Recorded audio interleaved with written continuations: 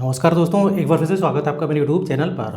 तो दोस्तों, घटना की शुरुआत होती है उत्तर प्रदेश से। उत्तर प्रदेश में मेरठ जिला है, वहीं पर एक गांव लगता है जिसका नाम होता है उलझन।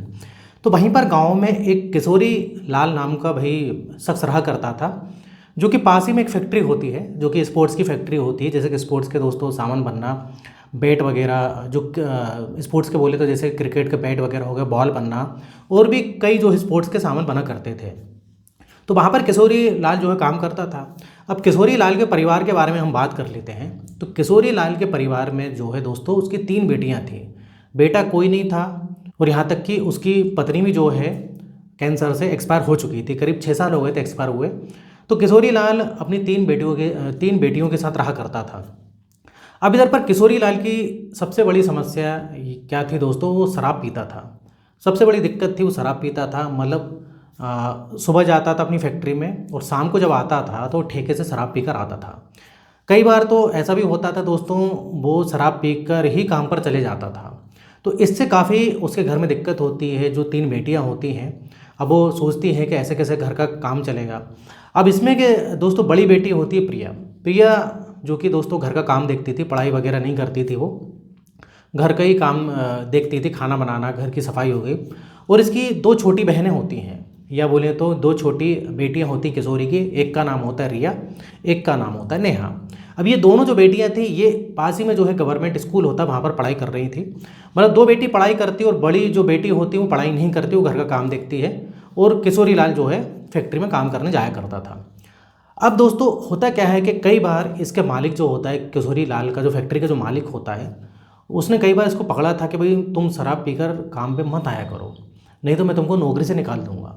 लेकिन कुछ दिन तो किशोरी लाल ठीक रहता है, लेकिन कभी कभी सोचता था कि यार आज पी लेता हूँ, कौन सा मालिक डेली मतलब आ रहा है देखने के लिए, चेक करने के लिए। लेकिन दोस्तों एक गलती ये हो जाती है कि एक बार की बात है, ये शराब पी लेता है और इसको लगता है कि मालिक नहीं आएगा। लेकिन उस समय मालिक आ जाता है, और जब देखता है कि किशोरी लाल से कुछ बात करता है तो उसके मुंह से जो स्मेल आती है, तो वो समझ जाता है और बोलता है कि देखो किशोरी लाल, मैंने तुमको पहले भी बोला था, शराब पी के आना इसका अलाउ नहीं है, इधर पर अलाउ नहीं है। और कई लोगों ने कंप्लेन भी करी थी, सुपरवाइजर ने भी कंप्लेन करी थी मुझसे। लेकिन मैंने सोचा कि चलो छोड़ो, तुम्हारी 3 बेटियां हैं, घर का खर्च कैसे चलेगा, लेकिन आज मैं तुमको नौकरी से निकाल रहा हूँ। अब किशोरी लाल काफ़ी हाथ पैर जोड़ता है भाई उस फैक्ट्री के मालिक से, लेकिन वो नहीं मानता है। अब वो बोलता है कि नहीं, तुमको मैं नौकरी पे नहीं रख सकता। इस प्रकार से नौकरी से उसको निकाल देता है। अब जब किशोरी लाल को नौकरी से निकाल देता है, उस घर में जब तीनों बेटियों को पता लगता है, तो तीनों बेटियां काफ़ी गुस्सा होती हैं। खासतौर से जो बड़ी बेटी थी प्रिया, वो गुस्सा होती है कि पिताजी हमने आपसे पहले ही बोला था शराब मत पिए करो, ऐसा वैसा, घर का जो खर्च कैसे चलेगा। वैसे ही तो घर का खर्च चलने में काफ़ी दिक्कत हो रही थी, 2 वक्त का खाने मिल रहा था। तो इस प्रकार से किशोरी लाल से बोलती प्रिया, लेकिन इधर किशोरी लाल उनको डांट देता है, बोलता है कि तुमको क्या मतलब, जो मुझको करना हो मैं करूँगा, और इतनी तुमको शौक है तो तुम जाके काम करो, तुम जाके पैसे कमाओ।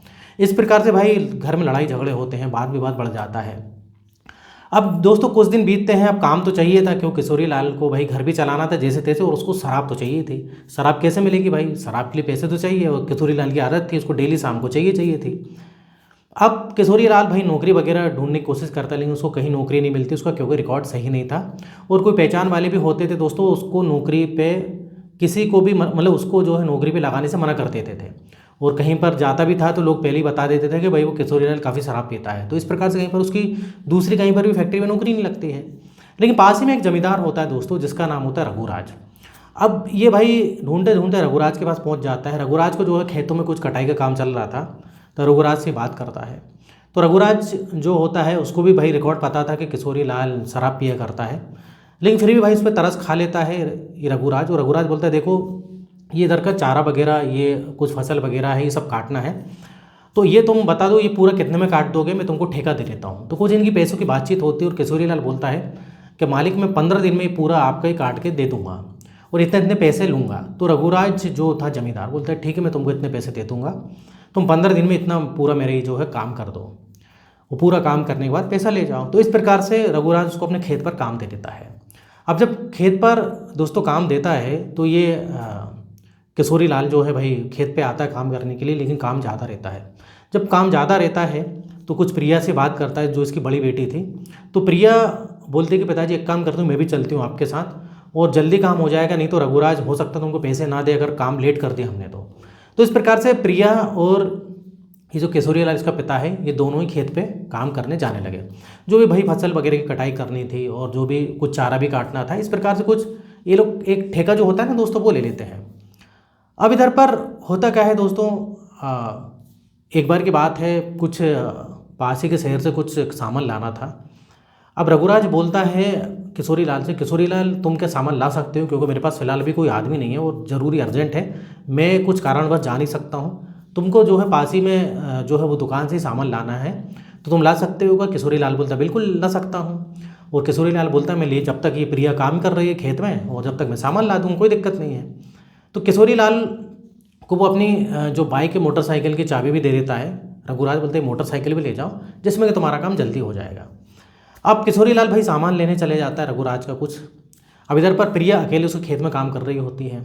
अब जब प्रिया खेत में काम कर रही होती है दोस्तों, कुछ जो है रघुराज सामने बैठा रहता है और उधर ही ये कटाई वगैरह कुछ करती है। अब जब कटाई करती है, झुकती है, तो कुछ रघुराज को ऐसा दिख जाता है दोस्तों जिससे कि रघुराज का मन जो है थोड़ा सा विचलित हो जाता है। अब ये प्रिया ये भी देखती कि रघुराज उसको घूर घूर के देख रहा है, क्योंकि प्रिया देखने में काफ़ी खूबसूरत थी, जवान लड़की थी अभी।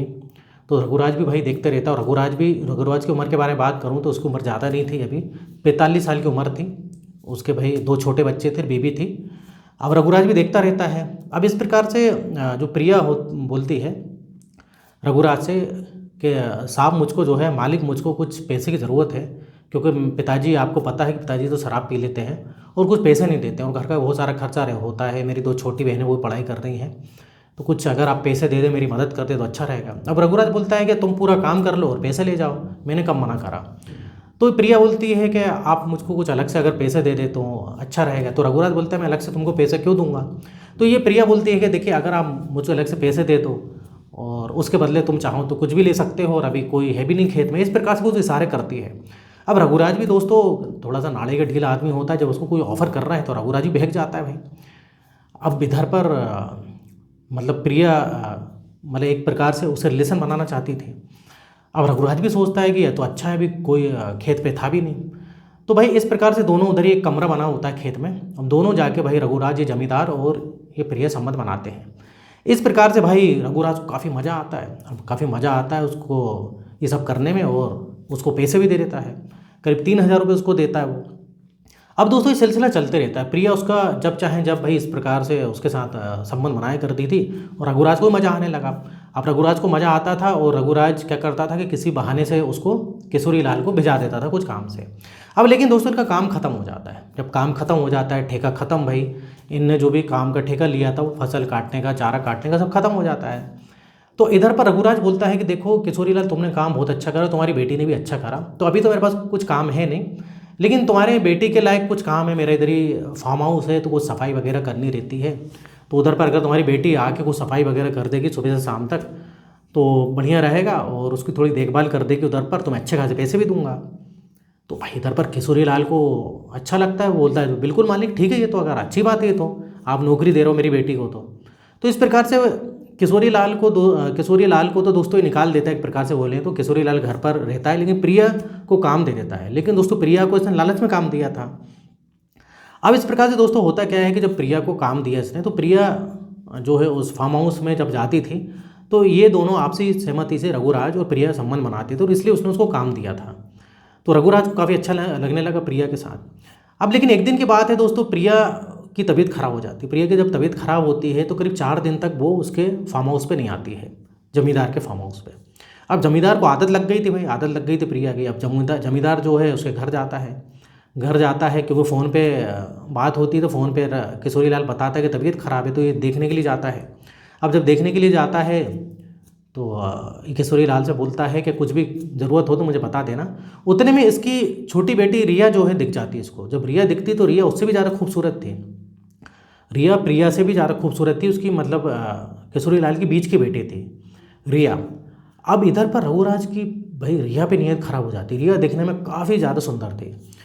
अब रघुराज बोलता है किशोरी लाल से, किशोरी लाल ऐसा है कि तुम्हारी जो ये बेटी है रिया, इसको काम पे भिजा दो जब तक ये तुम्हारी बड़ी बेटी की तबीयत ठीक नहीं हो जाती है। लेकिन इधर पर दोस्तों किशोरी लाल बोलता है अरे इसको, लेकिन ये रिया नहीं आएगी क्योंकि उसको स्कूल वगैरह भी जाना होता है। तो ये बोलता है अरे ज़्यादा दिक्कत नहीं, सिर्फ 4-5 दिन की बात है, 4-5 दिन बाद तो तुम्हारी बड़ी बेटी ठीक हो जाएगी, वो वापस काम पे आ जाएगी। और उतने में उसको कुछ पैसे भी दे देता है, ये कुछ पैसे दे देता है, बोलता है ये पैसे भी रख लो, ऐसी कोई बात नहीं, लेकिन अभी थोड़ा सा फार्म हाउस पे कुछ मेहमान वगैरह आने वाले हैं, तो थोड़ा सा मुझको साफ़ सफाई चाहिए। अब ये चीज़ जो है भाई किशोरी लाल लालची आदमी था, उसको पैसे मिल जाते हैं। इस प्रकार से वो उसकी अब बीच वाली बेटी जो है उसके फार्म हाउस में काम करने जाने लगी। अब जब फार्म हाउस में काम करने जाती है दोस्तों, 2 दिन होते, 2 दिन के बाद तीसरे दिन ये रघुराज उसको पीछे से पकड़ लेता है। अब जब पकड़ लेता है तो रिया विरोध करती है। रिया विरोध करती है, ये क्या कर रहा हो, चिल्ला चोट करती है, लेकिन रघुराज उसको छोड़ता नहीं है। अब रघुराज को दोस्तों इधर थप्पड़ा मार देती है रिया। अब दोस्तों रघुराज को काफ़ी गुस्सा आ जाती है। जब ये थप्पड़ा मारती है तो रघुराज के पास एक बंदूक रहती है, वो बंदूक निकालता है और उसे कनपट्टी पर रख देता है, बोलता है देख जो मैं बोलूँगा तुझको करना पड़ेगा। अब दोस्तों रघुराज उसकी कनपट्टी बंदूक रख देता है और बंदूक रखता है तो रिया घबरा जाती है। अब रिया घबरा जाती है तो उसके साथ जो है जोर जबरदस्ती कर देता है। अब रिया के साथ ये इस प्रकार से ज़बरदस्ती करता है। तो इधर दोस्तों जो इसकी बड़ी बहन थी रिया की, वो तो अपनी मर्ज़ी से करती थी, लेकिन रिया इस टाइप की लड़की नहीं थी। लेकिन ये उसके साथ भाई इस प्रकार से शोषण करता है। अब शोषण करता है, अब ये घर जाती है। अब जब घर जाती है तो अगले दिन ये आने से मना कर देती है। अब जब रिया आने से मना करती है तो रघुराज फिर से फ़ोन लगाता है किशोरी लाल को और बोलता है कि तुम्हारी वो रिया बेटी क्यों नहीं आई। तो किशोरी लाल बोलता है वो मना कर रही है कि मैं काम नहीं करूँगी। तो इधर किशोरी लाल बोलता है देखो तुम मेरे पैसे सब वापस ले लूँगा जो तुमको मैंने दिए हैं, उसको काम पे भिजाओ। अब किशोरी लाल ज़बरदस्ती रिया को फिर से भिजाता है। अब जब फिर से भिजाता है, फिर से ये रघुराज उसके साथ काम करता है। अब इधर दोस्तों कुछ दिनों बाद क्या है कि प्रिया की तबीयत ठीक हो जाती है, इसकी बड़ी बहन की। अब इसकी बड़ी बहन बोलती है रिया अब तू एक काम कर, तू मत जा, अब मैं ठीक हो गई, मैं जाऊँगी। क्योंकि ये रिया दोस्तों अपनी बड़ी बहन के बदले जा रही थी काम पर। अब ऐसे ही होता है दोस्तों, प्रिया काम पे जाने लगती है, वो प्रिया रघुराज फिर से संबंध बनाते हैं। तो इधर दिक्कत क्या थी दोस्तों, प्रिया तो अपनी मर्ज़ी से बनाती थी, लेकिन रिया ने अपनी मर्ज़ी से नहीं बनाया था। और रिया को इसने धमकी दी थी, तूने किसी को बताया तो सबको जान से मार दूंगा। तो रिया ने दोस्तों किसी को भी बात नहीं बताई। हालांकि रिया की तबीयत कुछ जब इस टाइप से काम किया तो सही नहीं थी, लेकिन वो घर में झूठ बोल देती कि मेरी थोड़ी सी तबीयत सही नहीं है। लेकिन इधर पर दोस्तों कहानी इधर एक नया मोड़ लेती है। ऐसे कुछ दिन चलता है दोस्तों, करीब महीने 1.5 महीने बाद जो है इधर रिया की तबीयत खराब होती है। रिया को काफ़ी उल्टियाँ वगैरह होती हैं। जब उल्टियाँ वगैरह होती हैं तो किशोरी लाल उसको एक पास ही के अस्पताल में ले जाते हैं। तो पास ही के अस्पताल में जब किशोरी लाल इसका पिता ले जाता है तो इधर डॉक्टर बोलते हैं, चेकअप वगैरह सब करते हैं कि तुम्हारी बेटी जो है भाई गर्भवती है। अब जब भाई ये बताते हैं तो किशोरी लाल का तो दिमाग खराब हो जाता है कि रिया गर्भवती कैसे हो सकती है। अब भाई जब ये घर पर आते हैं किशोरी लाल और रिया, तो ये उसके साथ जो है काफ़ी मारता है। किशोरी लाल जो है उसका रिया का पिता होता है और बोलता है तूने किसके साथ मुंह काला करा है, तू सही से बता। अब रिया सारी बातें बता देती है। अब रिया के पास कोई चारा नहीं रह जाता। रिया बताती है कि जो जमींदार है, जो मैं कुछ दिन उसके लिए उसके पास काम करने गई थी, तो उसने ऐसा ऐसा किया, पूरी बातें बताती है। उसने मेरे साथ ज़बरदस्ती करी, बंदूक मेरे सर पर जो है मेरी कनपट्टी पे बंदूक रख के इस प्रकार से काम किया। अब इधर पर किशोरी लाल भाई हैरान हो जाता है कि इस प्रकार से ये जमींदार ने कैसे कर सकता है। अब दोस्तों इधर किशोरी लाल को काफ़ी गुस्सा आती जमींदार के ऊपर कि उसने मेरी बेटी के साथ ऐसा करा, रिया के साथ। अब इधर पर दोस्तों वो देरी नहीं करता है, क्योंकि इधर किशोरी लाल पैसे का लालची था, शराबी ज़रूर था, लेकिन इस प्रकार से वो अपने बेटी को सौदा जो है नहीं कर सकता था। तो इधर वो पुलिस के पास जाता है, पुलिस कंप्लेंट लिखवाता है कि ऐसी ऐसी उसने जो है जमींदार ने मेरी बेटी के साथ किया। अब इधर पर दोस्तों पुलिस गिरफ्तार करती है रघुराज को। जब पुलिस गिरफ्तार करती है तो अच्छे से जब उसकी खातिरदारी करती है तो वो सारा सच उगल देता है कि हाँ मैंने किया। और वो ये भी बताता है कि इसकी जो बड़ी बेटी है प्रिया, ये अपनी मर्ज़ी से मेरे साथ करती थी और मुझको लगा कि हो सकता है कि रिया भी, इसकी छोटी बहन भी ऐसे ही होगी, लेकिन वो ऐसी नहीं निकली थी। लेकिन मुझको ना जाने क्या हो गया था, मैंने उससे कहा, उसके साथ उस दिन बंदूक की नोक पर जबरदस्ती ये काम किया। तो ये सारी चीज़ें वो कबूल लेता है। लेकिन इधर पर दोस्तों प्रिया के बारे में खुलासा हो जाता है जब किशोरी लाल को पता लगता है कि प्रिया की वजह से सारी ये काम हुआ। प्रिया ने भाई अपनी मर्जी से रघुराज के साथ ऐसा किया था और जिस कारण रघुराज को लालच आ गया और वो उसकी छोटी बहन रिया होती है उसके साथ भी वैसा करने की कोशिश की, लेकिन रिया ऐसी नहीं थे।